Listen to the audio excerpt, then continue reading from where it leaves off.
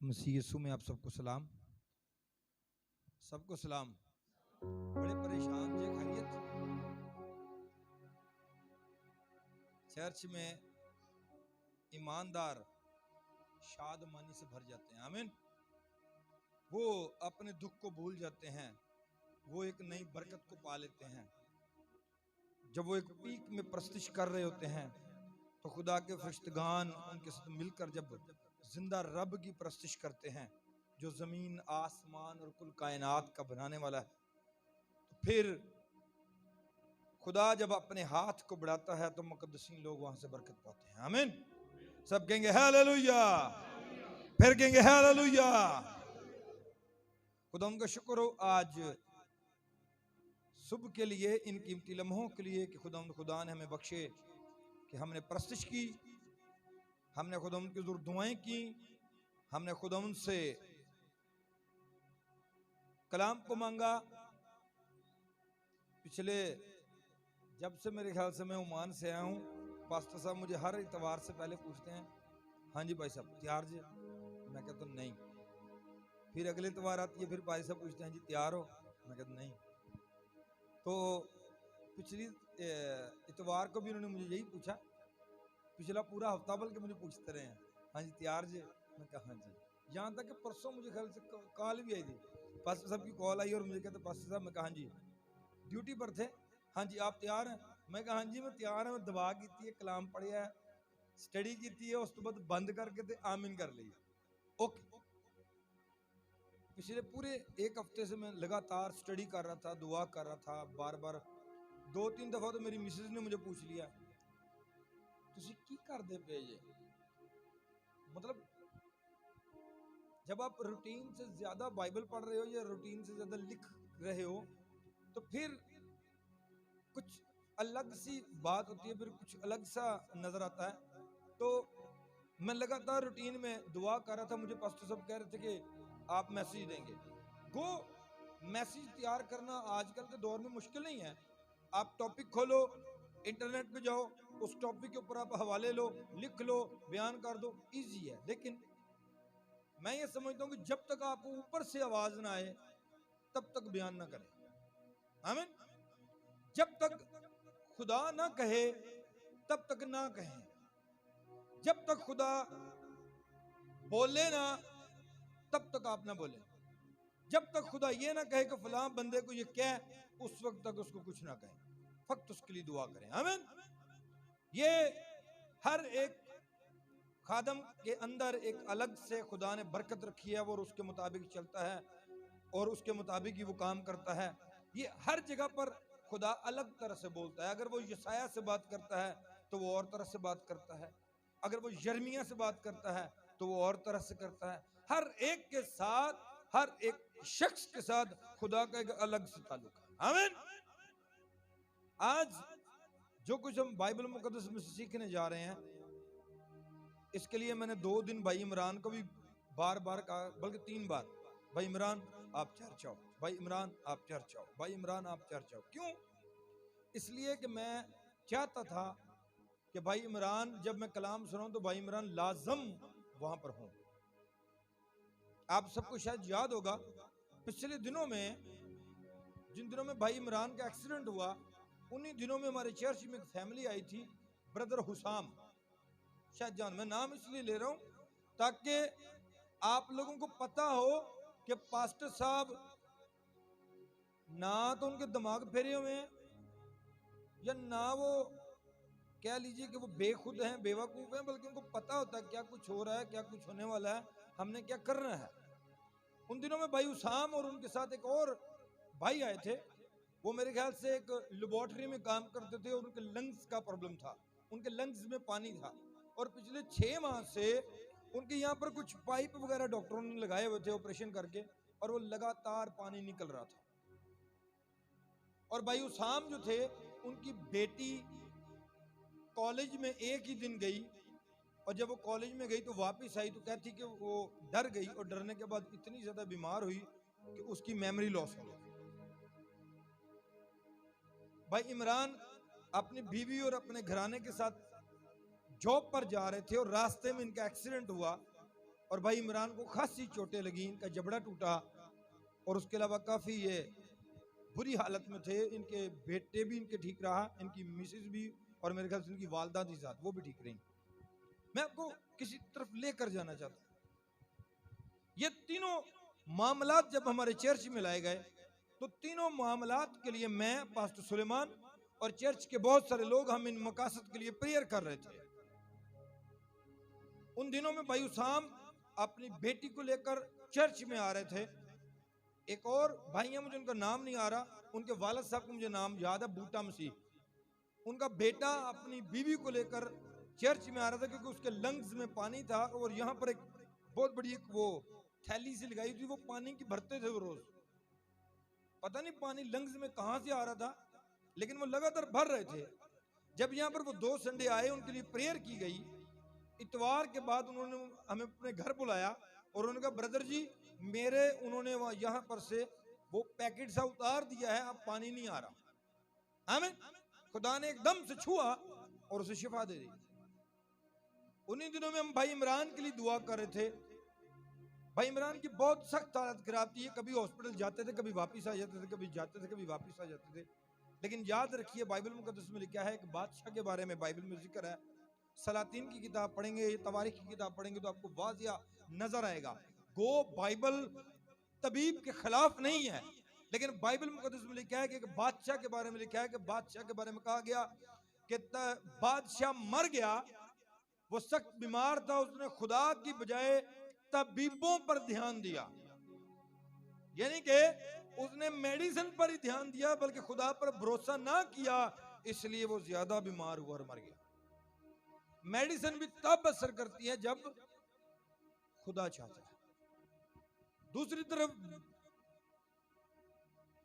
भाई उसाम की बेटी जो थी वो बड़ी बीमार थी और हम उनके लिए दुआ कर रहे थे। उनकी मेमोरी लॉस थी, वो डॉक्टर के पास जाती थी, जब डॉक्टर उनकी मेडिसिन कम करते थे वो घर आती थी तो वो ज्यादा बीमार हो जाती थी।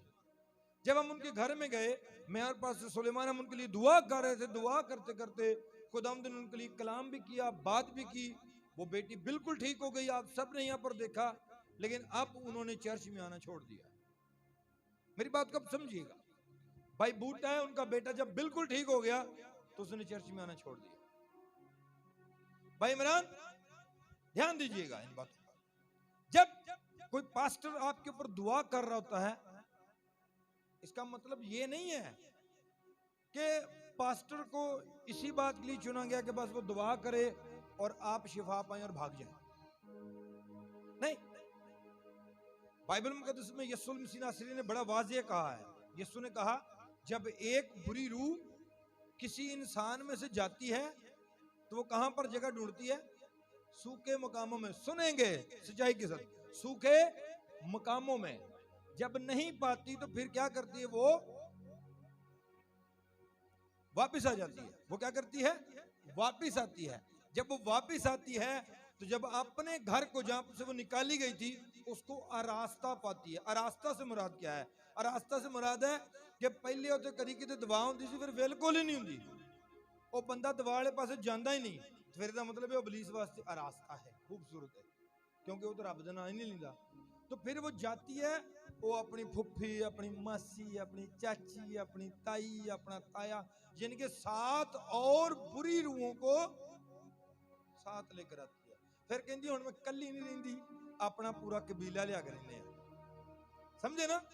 जिदी गोडे दी दर्द जांदी है, बाद च ओदे मोढियां च भी दर्द हुंदी है, बाद च ओदे गुट्टां च भी दर्द हुंदी है।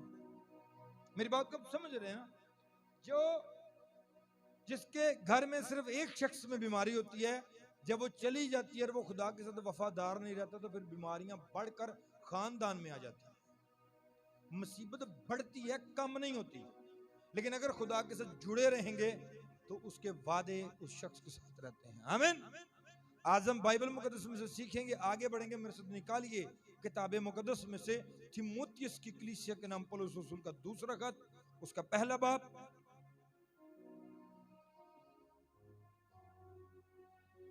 तीमुथियुस की कलीसिया के नाम पौलुस रसूल का दूसरा खत, उसका पहला बाब और उसकी 5 आयत से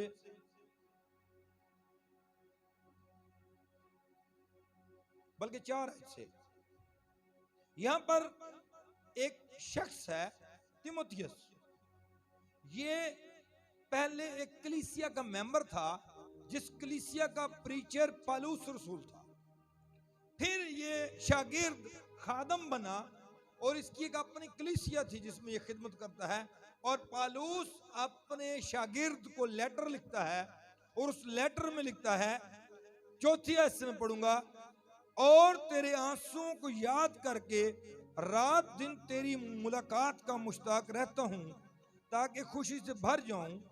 और मुझे तेरा वो बेरिया ईमान याद दिलाया गया है जो पहले तेरी नानी लुइस और तेरी माँ यूनिके रखती थी, और मुझे यकीन है कि तू भी रखता है।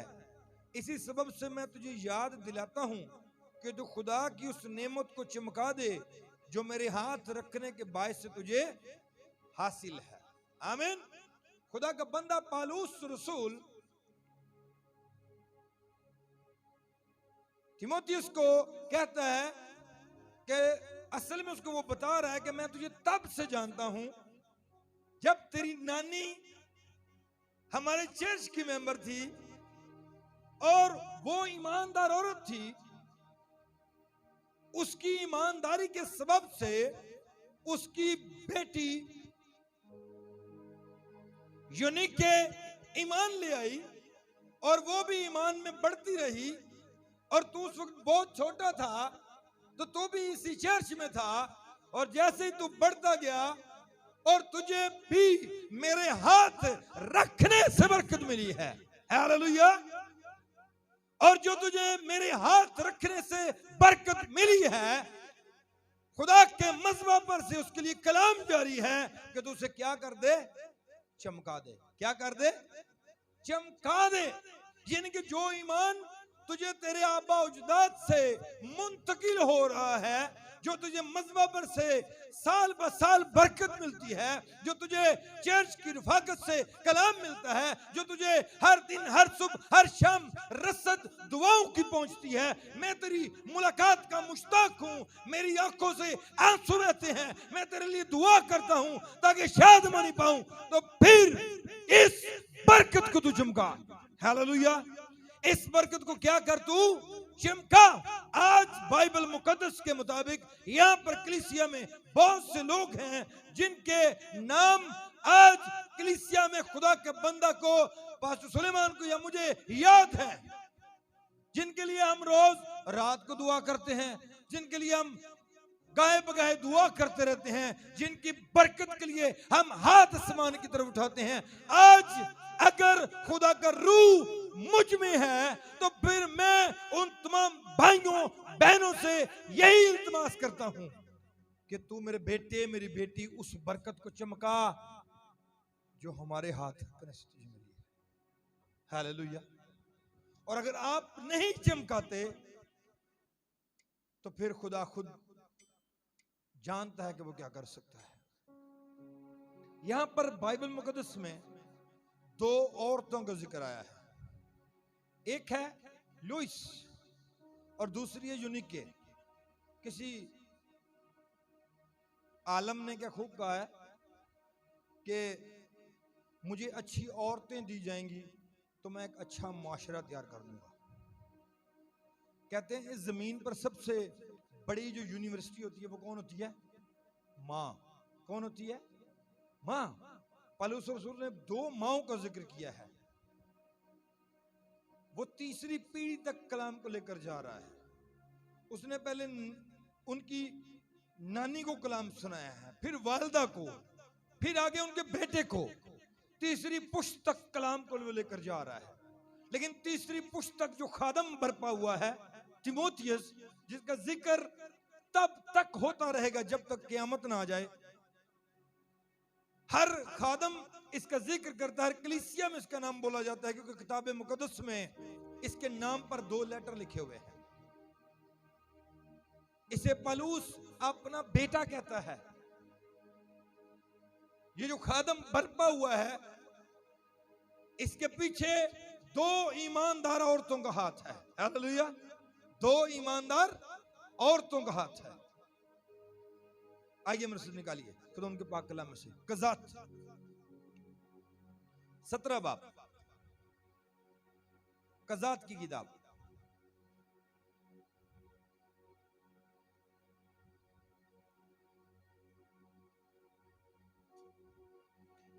पुराने अहदनामा में यशवा के बाद कज़ात की किताब है, उसका 17 बाब और उसकी पहली आयत से मैं कलाम हक में से पढ़ूंगा। बड़े ध्यान के साथ सुनिएगा।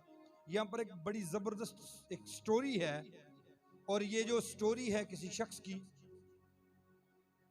मिका नाम है इसका, और ये इतनी गलत रास्ते पर लगता है कि जैसे तीमुथियुस के नानी और माँ ने उसे खादम बना दिया, इसे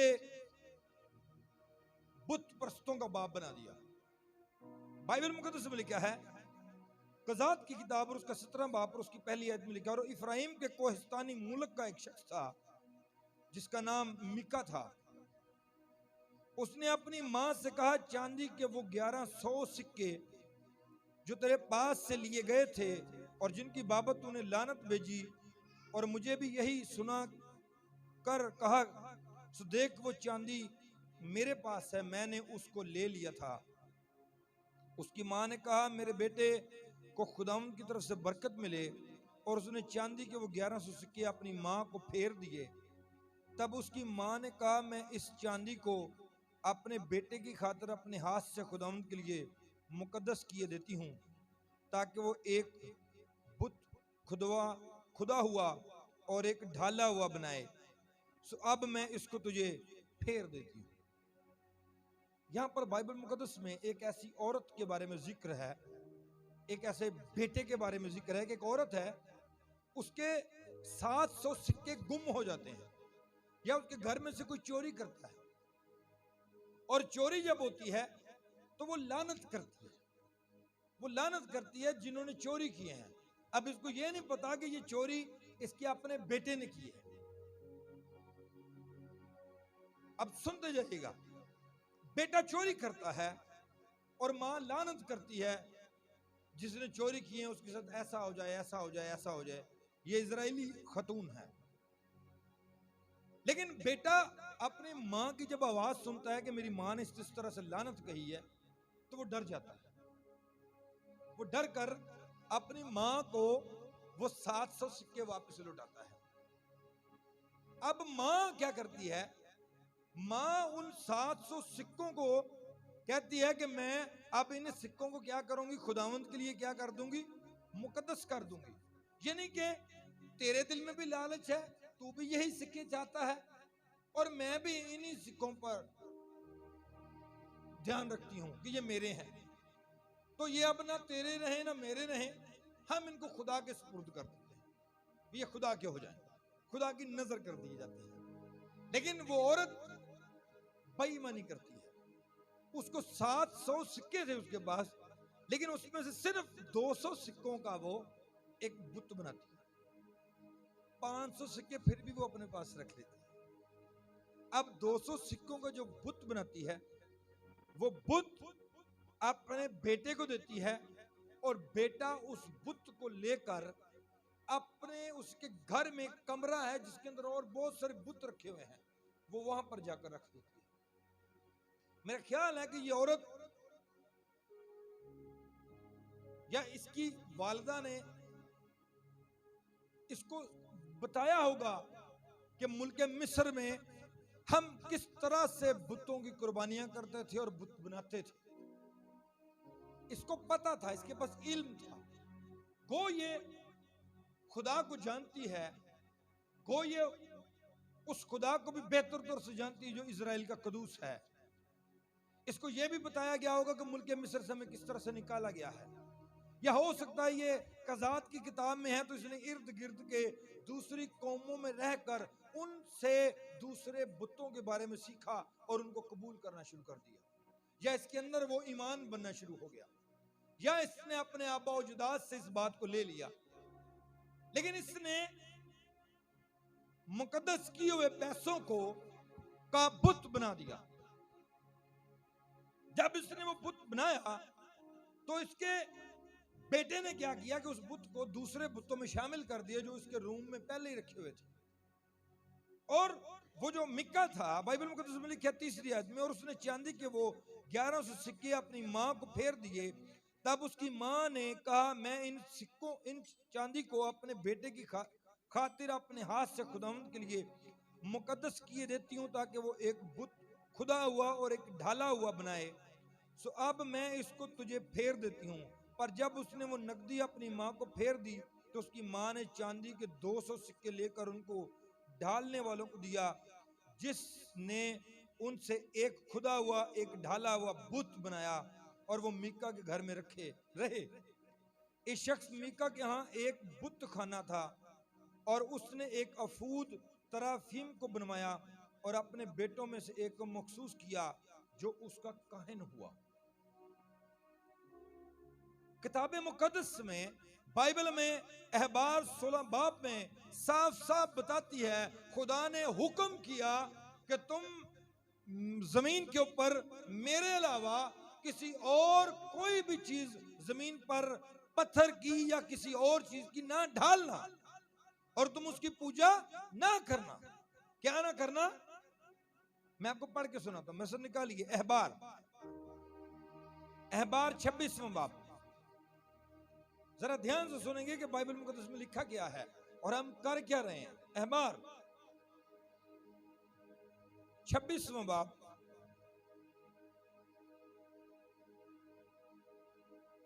और उसकी पहली आयत में लिखा, तुम अपने लिए बुत ना बनाना। क्या ना बनाना? पूरी कलीसिया बोलेगी, क्या ना बनाना? जोर से बोलेंगे, क्या ना बनाना? और ना कोई तराशी हुई मूरत, और ना कोई तराशी हुई मूरत या लाट अपने लिए खड़ी करना, और ना अपने मुल्क में कोई शबी, क्या कोई शबी दार पत्थर रखना कि उसको सजदा करो, इसलिए कि मैं खुदावंद तुम्हारा खुदा हूं। तुम मेरे सबतों को मानना और मेरे मकदस की ताजीम करना, मैं खुदावंद हूं। खुदा चाहता तो वो अपना बुत बनवा देता, लेकिन खुदा क्योंकि जिंदा खुदा है, खुदा क्योंकि वो ऑलमाइटी गॉड है, हर जगह पर मौजूद है, उसकी जियारत या उसको देखने के लिए कोई खास जगह या कोई खास शहर या कोई खास घर नहीं है, बल्कि वो हर जगह पर मौजूद है और वो हर जगह पर हाजिर और नाजिर है। इसलिए उसने कहा कि कुछ भी अपने लिए ना बनाना, ना कोई शबी, यहां तक लिखा कि कोई लाठ भी खड़ी ना करना। यहां पर जो लाठ कहा गया ना, इससे मुराद, हम सब क्रॉस को मानते हैं, जब इसकी ये वाला भी हिस्सा ना हो और ये वाला भी हिस्सा ना हो, तो एक लकड़ी का पीस खड़ा हो जाएगा, इसको कहा जाता लाठ, लाठ जिन्हों के ये भी खड़ी नहीं करनी। आपने हिंदुइज्म में देखा होगा कि वो दरख्त की भी पूजा करते हैं, तो खुदा ने सख्ती से इन चीजों को बारे में मना किया। कोई शबी से मुराद कि कोई आपका कोई ऐसा शख्स ना हो जो मुकद्दस हो और आप उसकी शक्ल किसी जगह पर घड़े, पत्थर के ऊपर बनाएं और बनाने के बाद उसको चश्मा करें और उसकी पूजा शुरू कर दें। इसलिए कहा गया कि शबी ना बनाना। उसने कहा कोई शबीदार पत्थर भी ना रखना, कोई शबी बनानी भी नहीं है और इनकी पूजा नहीं करनी। बल्कि एक दफा और आयत को पढ़ते हैं, खरूज 20 बाब, और पीछे चलेंगे, खरूज 20 बाब। खरूज 20 बाब में क्या लिखा हुआ है? खरूज 20 बाब में खुदावंद के वो 10 हुक्म हैं जो इब्तदाई कलीसिया को मिस्र से निकलते ही मिले, और उसकी 5 आयत में लिखा है, तू उनके आगे, बल्कि चौथी आयत से पढ़ते हैं, तू अपने लिए कोई तराशी हुई मूरत ना बनाना।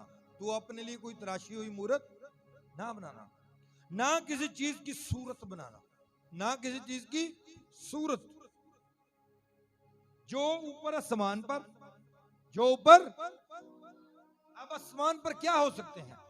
आसमान पर खुदा हो सकता है, फरिश्ते हो सकते हैं, हमारे ईमान के मुताबिक वहां पर मुकद्दसों की रूहें भी हो सकती हैं, ऐसा ही है। अब उनकी क्या नहीं करनी, शबी जमीन पर नहीं बनानी। बाइबल कहती है, ना मैं कहता हूं ना कोई और, बाइबल कहती है। फिर आगे के लिखा है,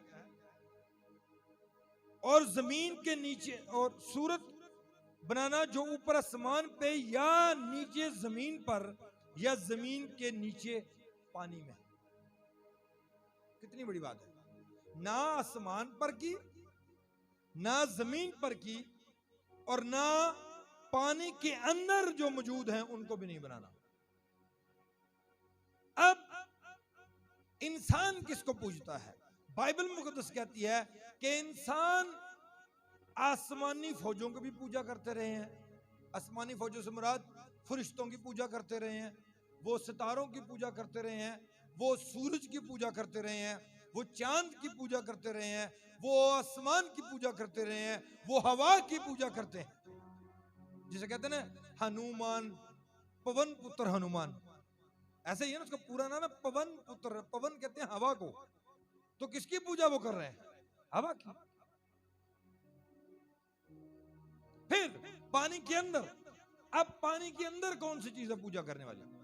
आपको पता है, अब तो नहीं, लेकिन पहले ऐसा होता था कि जब लोग दरियाओं, समुद्रों या नहरों के ऊपर से गुजरते थे, वो सिक्के फेंकते थे पानी में। कभी आपने देखा है? लोग पानी में सिक्के फेंकते थे। जैसा कि हिंदुइज्म में पानी को पूजते हैं, वैसे ही पूरी दुनिया में बहुत सारे लोग, यहां तक कि हमारे मुल्क में बहुत सारे लोग एक बाबा खिजर को पूजते हैं। वो खिजर कौन है? खिजर के बारे में कहा जाता है कि वो पानी के अंदर रहता है, इसलिए वो एक चिल्ला करते हैं। पानी के अंदर खड़े होकर 40 दिन तक उन्होंने ना कुछ इल्म पढ़ना होता है, तो 40 दिन का चिल्ला पानी के अंदर खड़े होकर करते हैं। मैं अपनी लाइफ में एक ऐसे जादूगर को मिला हूं।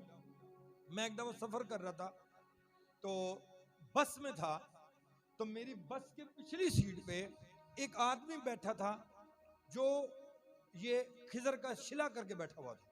अब मैं वहां पर, मेरी अक्सर रूटीन होती है कि जब मैं लंबा सफर हो तो मैं जरा दुआएं करता रहता हूँ, रास्ते में खूब दुआ करता हूँ। तो मैं दुआ कर रहा था, मुझे एकदम फील हुआ कि मेरे पीछे कोई नापाक तस्वीर बैठी हुई है। मैंने ऐसे ना आंखें खोली, मैं पीछे मुड़ के देखा, मैं कहा कौन है? तो वो मुझे कहता, मुझे पता है आप कौन। मैं कहा पता मैनू भी चल गया, बैठ के गलबात करिए। कहते ठीक है बात करते। तो हमने सीट चेंज की।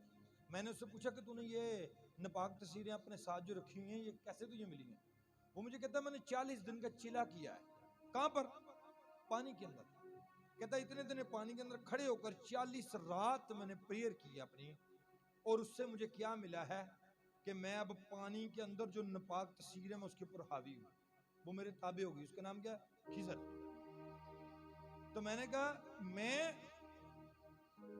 मैंने अपना आप मसीह यीशु को दिया है, और मेरे अंदर जो है वो खुदा का रूह है, और तू अब जिसको मिला है ना, अब इस सबब से तेरा चिल्ला खत्म हो गया। कहता क्यों? मैं कहा आज के बाद ये तेरे पास नहीं रहेगा, तुझे दोबारा करना पड़ेगा। कहता क्यों? मैंने कहा तू असल में ना अपने हिसाब से तूने गलत बंदे के साथ बातचीत शुरू कर दी। मैंने उस वक्त दुआ की, मैं कहा खुदावंद मैं चाहता हूं ये बंदा इस लानत से ना आजाद हो जाए। तो वो ना एकदम से हिला जोर से, तो मैंने उसको बैठा रहा, आराम से हिलना नहीं, बस बैठा रहा। तो मुझे कहता तू ऐसा क्यों कर रहा है? मैंने कहा याद रख हमेशा कि जो मसीही लोग हैं उनके सामने नापाक तस्वीरें नहीं रुक सकती। आमीन। तो आज के बाद तुझे ये तंग नहीं करेगी, और तू अब बुलाएगा उसको तो ये नहीं आएगी। उसके बाद मैं एक दिन जनरल हॉस्पिटल के सामने खड़ा था, किसी के लिए ऊपर मैंने दुआ करने जाना था हॉस्पिटल के अंदर। तो वहां पर एक आदमी सेंटर में खड़ा था, और वो सूरज को, दोपहर के वक्त सूरज को आंखें खोलकर देख रहा था। अब वो देख रहा, मुझे पता चल गया कि ये कुछ कर रहा है। तो लोग उसको ना पैसे दे रहे थे, तो मैं कहा शायद मंगन वाला में 20 रुपये कटे। तो मैं जाके मैं कहा ला यार, तो मुझे पैसे ना वापस देकर, कहता नहीं तेरे से मैंने नहीं लेने। मैं कहा क्यों? कहता तूने जिनको बांधा हुआ है पहले उनको खोल। अब सब लोग उसकी तरफ देखने की बजाय मेरी तरफ देखने शुरू हो गए कि शायद ये उन्हें तो बड़ा बाप है। मैंने उसकी तरफ देखा, मैं कहा यार ये मतलब कि कैसी बात कर। मैंने उसको बोला नहीं, जिन्होंने मैं बन्ने उन्होंने मैं नहीं खोलना, तुझे कहना है तो तेनू बांध देना। समझ रहे हैं हमारी बात को? जब आप खुदा के लोग हैं तो फिर आपको इन चीजों के बारे में पता होना चाहिए, और ये चीजें जब आपके सामने आए तो वो खुद समझा है कि आपके सामने कौन है। आमीन। जब खुदावंद यीशु खुदा ने, हमारे रब्बुल फौज ने ये कहा कि ना आसमान ना जमीन के नीचे कोई भी नापाक तस्वीर जहां पर इब्लीस ने डेरे जमाए हुए हैं, तुमने उनकी शक्ल शबी इस जमीन पर नहीं बनानी। तो इस लड़के ने अपनी मां के साथ मिलकर एक शबी बनाई और उन्होंने उसको अपने घर में चस्पा कर लिया। अब बाइबल मुकद्दस में लिखा है कि वहां पर एक यहूदा के शहर में से एक लावी, बैतलहम से एक लावी वहां से निकला और ढूंढता हुआ इस घर में, मीका के घर में आ गया। अब वो जो लड़का लावी था वो जब आया तो मेरा ख्याल है कि वो बेचारा भूखा परेशान वहां से निकला और इस घर में आ गया। वो ऐसा क्यों था? क्योंकि उस वक्त यरूशलेम की जो कलीसिया थी उन्होंने लावियों के साथ अपने ताल्लुक तोड़ दिए थे, खुदा के साथ ताल्लुक तोड़ दिए थे, कुर्बानियां करना छोड़ चुके थे, वो खुदा के साथ अपने ताल्लुक को बर्बाद कर चुके थे और लावी परेशान थे कि अब हम क्या करें। इस लावी ने दुआ करने की बजाय वो अपने खाने पीने का बंदोबस्त करने के लिए घर से निकल पड़ा, और ये भी मीका के घर में आ टपका। जब ये मीका के घर में आया तो मीका ने कहा तू कौन है? उसने कहा मैं लावी हूं। उसने कहा तू लावी है तो मैं तुझे अपने घर में काहिन भर्ती कर लेता हूं। तुझे मैं अपने घर में क्या करता हूं? काहिन भर्ती कर लेता हूं।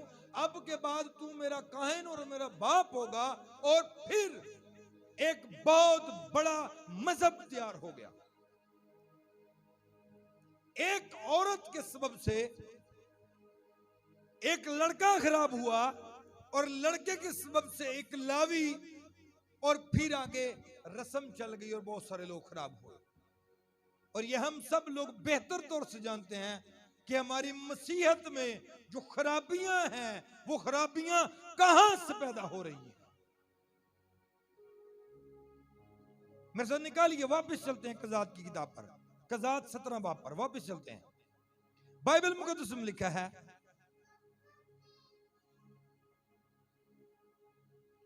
छठी आयत में लिखा है, और उन दिनों इस्राएल में कोई बादशाह न था, हर शख्स जो कुछ उसकी नजर में अच्छा मालूम होता वही करता था। उन दिनों में क्या नहीं था? बादशाह नहीं था। जब किसी घर में मां तरबियत ना करे तो औलाद जो चाहे करे, ऐसा ही है। जब मुआशरा में कोई कानूनियत ना हो तो फिर मुआशरा जो मर्जी करे। कलीसिया में जब खादम सही ना समझाए तो फिर कलीसिया जो मर्जी करे। बात यह है कि बादशाह नहीं है तो अवाम जो मर्जी करे। इसलिए कलीसिया खादम को चाहिए कि वो पूरे तौर पर कलीसिया को डायरेक्ट या इनडायरेक्ट समझाए कि हमारे बच्चे क्या कर रहे हैं, हमें क्या करना है, किस तरफ जाना है, किस तरफ नहीं जाना, हमें क्या करना है और क्या नहीं करना। यहां पर बाइबल मुकद्दस में लिखा है कि एक औरत ने मन्नत मानी, उसने 200 दिनार मुकर्रर किए, सिक्के मुकर्रर किए, उसका बुत बनाया, उसने अपने बेटे को दिया, बेटे ने एक काहिन रख लिया, काहिन अब वहां पर नौकरी करता है, काहिन एक अफूद पहनता है। इसका मतलब है उन्होंने एक नया मजहब बना लिया। उनके घर में अफूद भी है, उनके घर में बुत भी है, उनके घर में खुदा भी है, उनके घर में काहिन भी है, अब उनके घर में बादशाह मीका भी है। अब वो 3 हो गए हैं और तीनों ने एक नया मजहब घर दिया, और इतना बड़ा मजहब घर दिया कि इस मजहब ने बहुत सारे लोगों को बर्बाद किया। अगर हम 18वें चैप्टर को पढ़ें तो 18वें चैप्टर में एक पूरे कबीले का जिक्र है, दान के कबीले का जिक्र। अब दान का कबीला क्या कर रहा है? दान के कबीले को खुदा ने ये नहीं कहा था कि तू इस तरफ चला जा। उनके लिए एक जगह मुकर्रर थी, उन्होंने उस जगह को चुना नहीं, खुदा की सुनी नहीं, सुस्त रहे, कायल रहे। जब उनके पास उन्होंने आसपास देखा कि हमारे सब भाइयों ने मुल्क कनान में अपनी अपनी अपनी अपनी जगह पर कब्जा कर लिया है, और जो हमारी जगह है वहां पर दुश्मन भारी है, तो उनको पता चला कि हुण असीं जगह नहीं ले सकते, तो कोई होर राह कढ़िए। तो उन दान के कबीले वालों ने अपने अंदर में से 5 सूरमे तैयार किए। कितने? 5। अब वो 5 सूरमे जो थे वो मुल्क में घूम रहे थे कि कोई ऐसी जगह मिले जिसके ऊपर हम आसानी से कब्जा कर लें। अब ये घूमते घमाते ये भी मिक्का की गली में से गुजरे और इनको लावी की आवाज आई। लावी उन बुतों की प्रस्तिश कर रहा होगा, ऊंची ऊंची कुछ गौंदा आएगा, भावें ढोल धमाका करदा होवे। जिस तरह से आज के दौर में हम लोगों के पीछे ज़ियारत करने चले जाते हैं। क्यों? इसलिए कि हमें खुद पता नहीं है कि असल में है क्या सच्चाई। ये दान के कबीले ने भी यही किया। इन्होंने आप पता नहीं, आप ही बेराह हुए, इनको पता नहीं है। इन्होंने बुजुर्गों के पास नहीं गए, ये कहनों के पास नहीं गए, ये खुदा के पास नहीं गए, इन्होंने खुदा को नहीं पूछा, ऐ खुदा हम सब दुआ करते हैं कि तूने जिस तरह से दूसरे कबीलों की जगह दी, हमारी जगह कहाँ है? हमारे दिल को मजबूत कर, हमारे दिल को बड़ा कर, हमें तकवीयत दे, जोर दे। हम अहद के संदूक को साथ लेकर तेरे कलाम को लेकर जाते हैं अपनी जगह पर कब्जा करने के लिए। उन्होंने ऐसा नहीं किया, बल्कि वो मिक्का के घर के पास से गुजरे और उनको अंदर से आवाज आई एक शख्स की कि वो बुतों की प्रस्तिश कर रहा है। पता नहीं वो धुएं जला के नाच रहा होगा, पता नहीं क्या कर रहा होगा। तो वो जल्दी से पांचों के पांचों अंदर चले गए। उन्होंने जाके, हाँ भाई लावी तू थे किथे? उन्होंने कहा जी मैं तो, मुझे तो उधर नौकर रखा हुआ है मिक्का ने। अब मिक्का ने कहा था कि मैंने इसे बाप रखा है, लावी रखा है। वो उन्होंने कहा मैंने नौकर रखा है, मुझे एक जोड़ी कपड़ा देता है, मुझे पैसे देता है सालाना, तो मुझे रोटी देता है खाने को, सब कुछ देता है, तो मैं इनका कायन हूं। उन्होंने कहा ठीक है, अब हमारे लिए बता कि हम क्या करें। अब इनके लिए क्या कलाम होता है सुने। 18 बाब की 5 ऐसे पढ़ता हूं। उन्होंने उससे कहा खुदा से जरा सलाह ले ताकि हमको मालूम हो जाए कि हमारा ये सफर मुबारक होगा या नहीं। ध्यान से सुनिएगा कलीसिया, गौर कीजिए। एक ऐसा लावी जिसको खुद नहीं पता कि मेरा खुदा कौन है, एक ऐसा शख्स जिसके सिर्फ माथे पर लिखा हुआ है बस वो लावी है, और उसको ये नहीं मालूम कि वो किसका लावी है।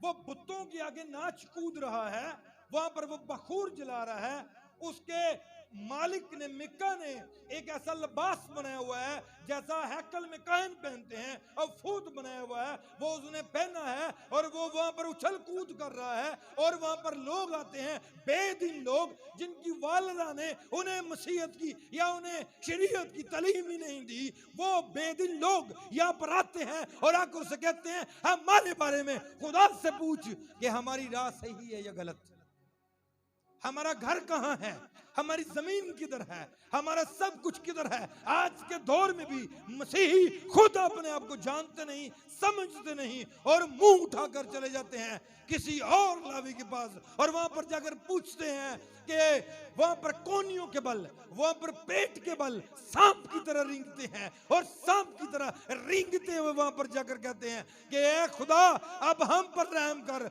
हम पर तरस का, हमें औलाद हो जाए, हमारी ये मन्नत है, हमारी ये मन्नत पूरी हो जाए। गो वो किसी और तरीका से हो भी जाए तो भी वो अपनी राहों से नहीं फिरते। पूरी दुनिया में अपने खुदावंद यीशु, उसके लहू, उसकी सलीब का बरमला तमाशा बना रहे हैं। इन्होंने भी इस्राएल के कुदूस का तमाशा बना दिया, नाम के लावी और बुतों की प्रस्तिश। बाइबल मुकद्दस में लिखा है उन्होंने सलाह ली कि हमारा सफर मुबारक होगा या नहीं। हमारे भी बहुत सारे लोग यहां से निकल पड़ते हैं सलाह लेने के लिए, खुदा के पास सलाह नहीं लेते, पूरा साल चर्च नहीं जाते, पूरा साल घर में दवा नहीं करते, सुबह उठते ही शराब का मुंह देखते हैं, चर्च पीते हैं, गुनाह करते हैं, बदी करते हैं, गलियों कूचों में खड़े होते हैं, सारा दिन गुनाह करते हैं। फिर जब महीना आता है तो मुंह उठा के मन्नत मान लेते, मैं चल के जाऊंगा, मैं रींग कर जाऊंगा, क्यों खुदा ने आपको टांगे नहीं दी, आप सांप की तरह रेंगना शुरू कर देते हैं। और वहां पर जाकर लावी से कहते हैं, लावी बता हमारा सफर मुबारक है। अब वो अंधे को अंधा राह दिखाएगा। यीशु ने कहा तो वो कहां गिरेंगे? गड़े में, दोनों गड़े में गिरेंगे। गो गड़ा एकदम से नहीं आता, एक टाइम लगता है। अब जो बेराह होते हैं ना, खुदा उनको बेअक्ल के हवाले कर देता है।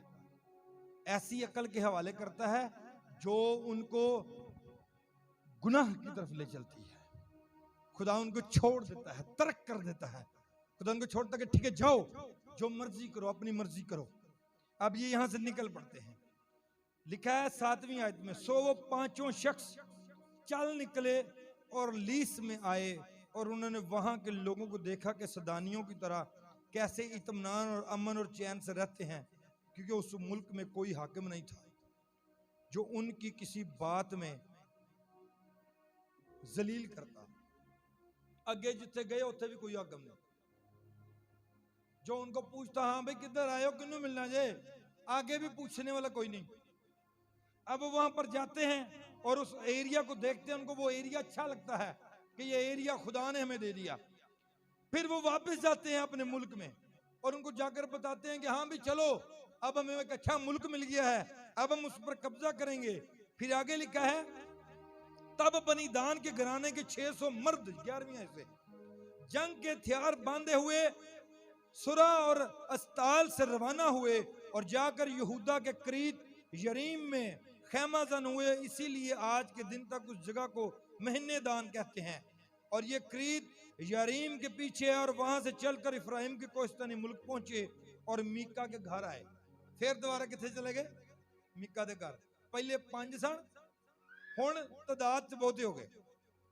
और तब वो पांचों मर्द जो लीस के मुल्क का हाल दरियाफ्त करने गए थे, अपने भाइयों से कहने लगे, क्या तुमको खबर है कि इन घरों में एक अफूद और तरफीम और एक खुदा हुआ बुत और एक ढाला वो बुत है।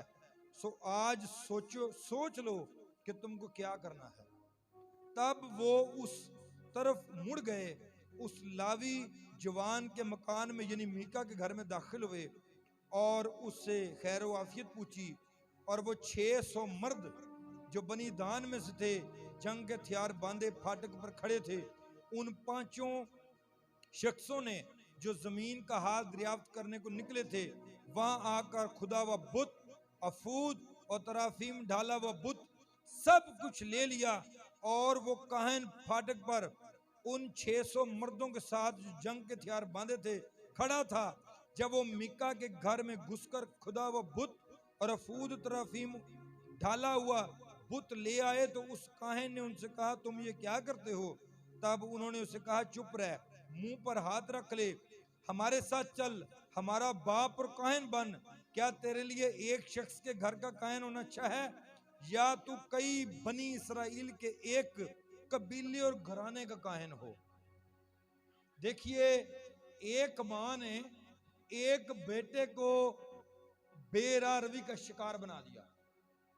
एक बेटे ने एक लावी को बनाया, एक लावी ने 5 लोगों को बनाया, 5 लोगों ने 50,000 को बना दिया।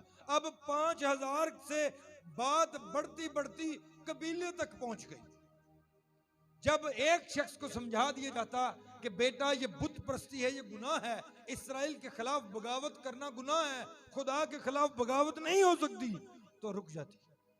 लेकिन एक गुनाह ने बढ़ते बढ़ते पूरे कबीले को बर्बाद करके रख दिया। और जब कबीला बर्बाद होता है तो फिर देखिए क्या होता है।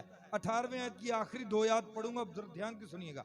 लिखा है, बनी दान ने वो खुदा वो बुत अपने लिए नस्ब कर लिया। खुदा ने कहा कि कोई भी बुत नस्ब नहीं करना। इन्होंने क्या किया? बुत को क्या किया? नस्ब कर दिया। उसकी एक जगह मुकर्रर की, उसके लिए एक खूबसूरत जगह तैयार की और उसके ऊपर जोड़ दिया। फिर लिखा है, और योनतन बिन जरसूम बिन मूसा और उसके बेटे उस मुल्क की असीरी के दिन तक बनी दान के कबीला के काहन बने रहे। और सारे वक्त जब तक खुदा का घर सिला में रहा, वो मीका के तराशे हुए बुत को जो उसने बनवाया था अपने निस्ब किए रहे। जितनी देर तक ये पूरा इजराइल तबाह नहीं हो गया, तब तक ये बुत भी निस्ब रहा और ये दान का कबीला इसको पूजते रहे। और गलती किसकी थी? एक औरत की। गलती किसकी थी? एक मां की। गलती किसकी थी? एक ऐसी औरत की जो एक अच्छा माशरा बना सकती थी, उसने माशरा बिगाड़ कर रख दिया। गलती किसकी थी? एक लावी की। लावी को पता था कि मैं हैकल से आया हूं, मैं यहूदा के शहर से आया हूं, मैं बैतलहम से आया हूं, और यहां पर आकर वो चंद रोटियों के लिए, चंद चढ़ावों के लिए, चंद रुपयों के लिए, कपड़े के लिए उसने एक नया मजहब इजाद कर दिया। यही कुछ आज हो रहा है। चंद रुपयों, चंद पैसों के लिए हम इस किताब मुकद्दस की सच्चाइयों को भूल जाते हैं। चंद मिनट की अय्याशी के लिए हम किताब मुकद्दस को भूल जाते हैं। हमें लोग गुमराह कर रहे हैं, मसीहत को बर्बाद कर रहे हैं। मसीही लोगों को, खुदावंद के खून खरीदों को फिर से अंधेरे में लेकर जाया जा रहा है। तरह तरह की तालीमात बताई जा रही हैं। किसी राइटर ने क्या खूब कहा है कि अगर कोई नहीं है तो वो सच्ची नहीं है। तालीम वही है जो किताब मुकद्दस में पुरानी तालीम है। आमीन। जो नई तालीमें हैं वो सच्ची नहीं है, वो झूठी है। तालीम वही है जो किताब मुकद्दस में से है। बाइबल में कलीसिया के बारे में लिखा है कि तुम अपने खादमों को परखो कि वो तुम्हें क्या सिखाते हैं। सो केयरफुल रहिए, अपने आप को समझिए कि हम क्या हैं। क्या हम लावी हैं? बाइबल में लिखा है तुम खून खरीदे हो। बाइबल में लिखा है कि तुम शाही कानूनों का फिरका हो। क्या हम शाही कानूनों का फिरका इसलिए बने हैं कि हम जाकर मेका के साथ मिलकर उसके बुत को, तराशे हुए बुत को पूजें, या वहां से कपड़े ले, या वहां से पैसा ले और अपने घर चलाएं? नहीं, बल्कि खुदावंद ने हमें इसलिए नहीं चुना, उसने हमें आसमानी बादशाहत के लिए चुना है। आमीन।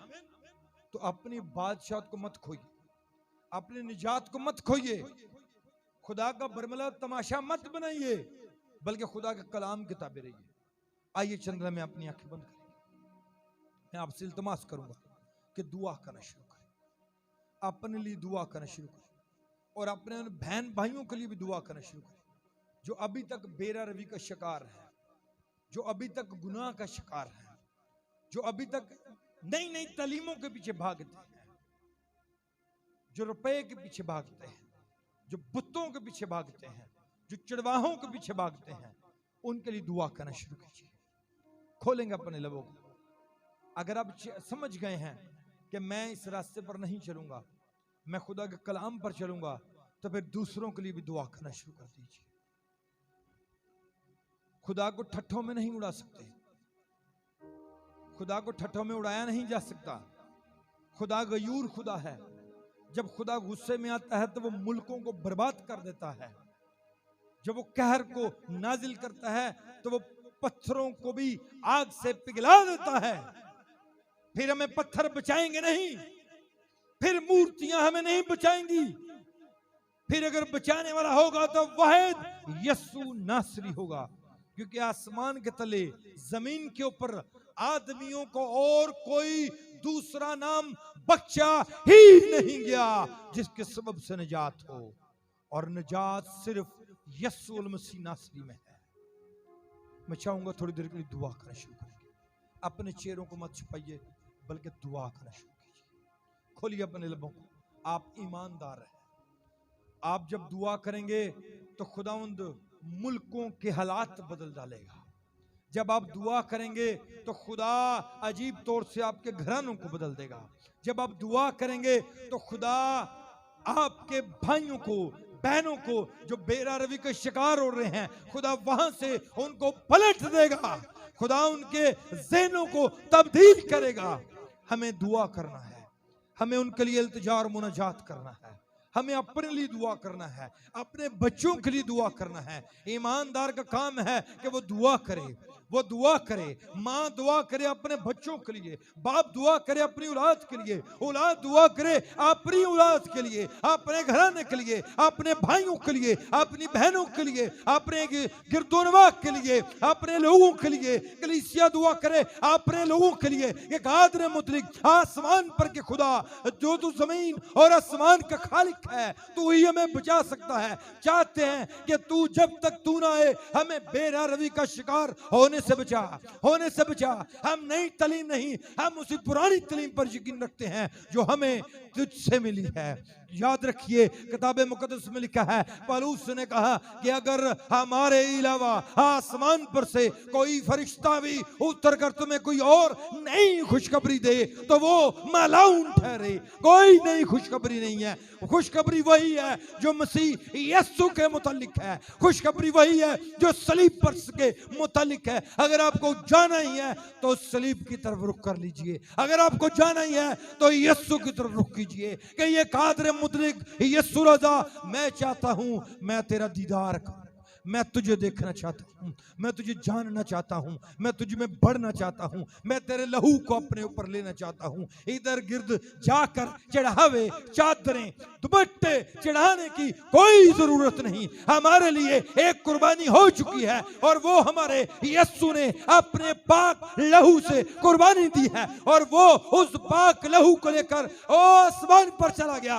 वो किबरा के पास ले गया उस लहू को, उसने हमारे तमाम गुनाह उठा लिए। अब हमें किसी चढ़ावे की जरूरत नहीं, अब हमें किसी बुत की जरूरत नहीं, अब हमें किसी और की जरूरत नहीं जो हमारी शिफायत करे। हमारी शिफायत के लिए आसमान पर यीशु मौजूद है। उसको कहिए कि मेरे गुनाहों को माफ कर, वो माफ करेगा। हालेलुया। दुआ करेंगे। आइए चंद लम्हे अपने हाथों को बुलंद करके दुआ करना शुरू करें। कहें कुदूस खुदावंद आसमान के खुदा, हम जानते हैं कि तू आसमान पर मौजूद है और तू अपनी कलीसिया की शिफायत के लिए है, तू अपनी दुल्हन की शिफायत के लिए है, हमारी शिफायत के लिए तू काफी है। हमें और किसी की जरूरत नहीं, क्योंकि हमारी निजात तेरी तरफ से है। तू हमें निजात देगा, हमारा इस बात पर यकीन है। आइए अपने हाथों को बुलंद करके दुआ करना शुरू करें। जो खुदा के लोग रूल कुदस से ममूर हैं वो खुदा की बख्शी जुबान में दुआ करना शुरू करें।